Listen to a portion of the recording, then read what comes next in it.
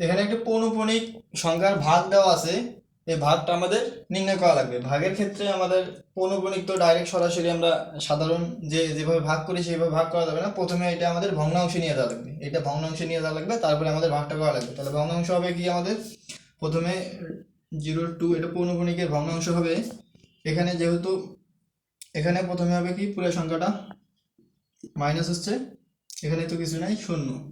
আর নিচে হবে আমাদের, এখান থেকে শুরু হবে, এখান থেকে হিসাব শুরু হবে। তাহলে এখানে যেহেতু একটা সংখ্যা পৌনঃপুনিক আছে সেজন্য 9, তাহলে এটা ইকুয়েশন করলে আমাদের হবে, উপরে হবে 2, নিচে হবে 9। তারপরে আছে আমাদের 0.04 পৌনঃপুনিক।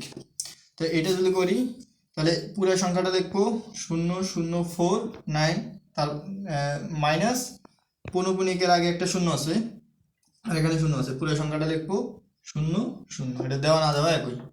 তারপরে হচ্ছে নিচে কি হবে, নিচে পৌনঃপুনিকের জন্য একটা নাই, তার আগে যেহেতু ফাঁকা ছিল এখান থেকে শেষ হয়ে যাবে আমাদের, আগে একটা শূন্য ছিল সেজন্য এখানে শূন্য হবে। এখানে যে সংখ্যাই থাকুক, এখানে যদি পৌনঃপুনিক ছাড়া থাকে তাহলে এখানে শূন্য হবে।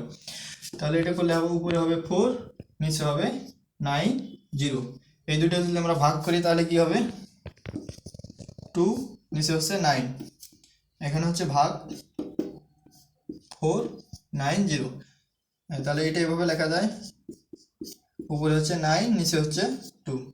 তাহলে 9 10 হচ্ছে 90, এখানে হবে 10, আর হচ্ছে 5 দুগুণী 10, 4 দুগুণী 10। তাহলে উপরে হবে এখানে কত, 10, নিচে হচ্ছে 2। আর এটা যদি করি কাটি 5 দ্বারা, তাহলে 5 দুগুণী 2 কে 2, 5 দুগুণী হচ্ছে 10, তাহলে হবে 5। তাহলে আমাদের অ্যান্সার হবে এটা।